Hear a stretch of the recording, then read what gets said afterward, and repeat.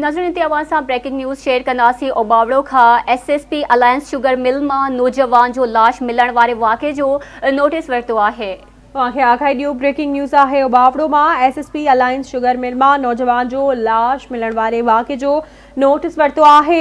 जुनैद मलिक जे क़त्ल जी जांच लाइ ॿिनि DSPs ते ॿधल जांच टीम क़ाइमु कई वई आहे। ॿिनि ॾींहंनि अंदरि जांच मुकमल थियण बाद मक़तूल जे वारसनि खे इंसाफ़ फ़राहम कबो, इहो चवणु आहे SSP तनवीर तुनियो जो। अव्हांखे आखाई ॾियूं पिया ब्रेकिंग न्यूज़ आहे। ओबावड़ो मां SSP अलायंस शुगर मिल मां नौजवान जो लाश मिलण वारे वाक़े जो नोटिस वरितो आहे।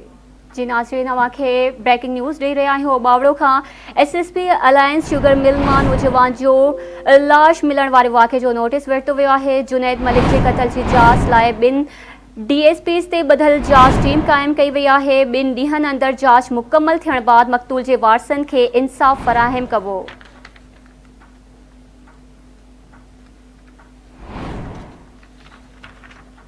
ब्रेकिंग न्यूज़ आहे अवां सां शेयर करे रहिया आहियूं। ओबावड़ो खां SSP अलायंस शुगर मिल मां नौजवान जो लाश मिलण वारे वाक़े जो नोटिस वरितो वियो आहे। जुनैद मलिक जे क़त्ल जी जांच लाइ ॿिनि DSPs ते ॿधल जांच टीम क़ाइमु कई वई आहे।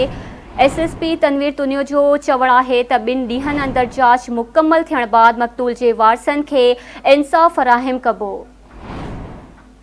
अपडेट कयूं पिया ब्रेकिंग न्यूज़ आहे। ओबावड़ो मां SSP अलायंस शुगर मिल मां नौजवान जो लाश मिलण वारे वाक़े जो नोटिस वरितो आहे। SSP तनवीर तुनियो जो चवणु आहे त ॿिनि ॾींहंनि अंदरि जांच मुकमल थियण बाद मक़तूल जे वारसनि खे इंसाफ़ फ़राहम कयो वेंदो।